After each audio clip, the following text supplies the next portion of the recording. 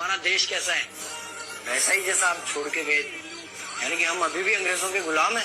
नहीं, अंग्रेजों से तो हमें 1947 में ही आजादी मिल गई थी। अच्छा, तो अब तो हमारे अपने लोग देश चलाते होंगे ना? हाँ, तब तो देश काफी आगे बढ़ गया होगा। जब हमारे अपने लोग देश चला रहे हैं तो गरीबी और भ्रष्टाचार का तो नाम ही नहीं होगा। सबको बराबर हक दिया जाता होगा, किसानों और मजदूरों का अच्छा ध्यान रखा जाता होगा ना? नहीं, ऐसा तो कुछ नहीं है। तो कैसा है बताना मुझे। कैसे हमारे अपने नेता, हमारे आजाद भारत के नेता, 100 साल हो गए मुझे गए हुए, बताना। हमारे अपने नेता वो तो अपनी जेबें भरने में लगे हुए हैं। आने वाली 7 पीढ़ियों को नहीं बल्कि 700 पीढ़ियों को ना कमा कर खाना पड़े उस चीज के इंतजाम में लगे हुए हैं। तो तुम लोग क्या कर रहे हो और हमारे देश का युवा क्या कर रहा है? हम लोग तो इंस्टाग्राम पर रील्स देखने में बिजी हैं। यानी कि हमारी कुर्बानी का देश के लोगों पर कोई असर नहीं पड़ा।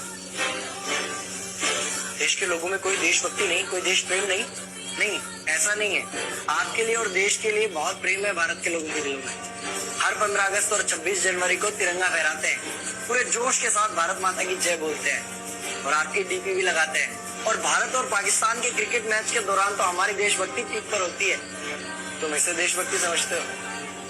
तो फिर क्या है देशभक्ति? अगर तुम्हारी देशभक्ति समाज को सुधारने में, गरीबों को अच्छी शिक्षा या बराबर का हक नहीं दिलाती तो कोई काम की नहीं है तुम्हारी देशभक्ति।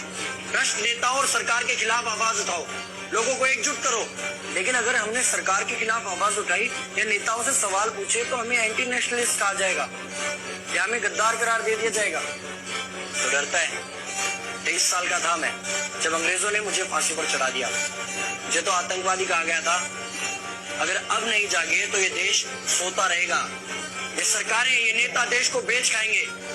इस भ्रष्ट सरकारी तंत्र से लड़ो। देश को क्रांति की जरूरत है। क्रांति यानी कि हमें हथियार उठाने होंगे, बंदूकें उठाने होंगे जैसे आपने उठाई। नहीं, हमारी क्रांति विचारों की थी। जब अंग्रेजी हुकूमत ने हमारी आवाज नहीं सुनी तो हमने और जोर से आवाज लगाई और अपने विचार रखे।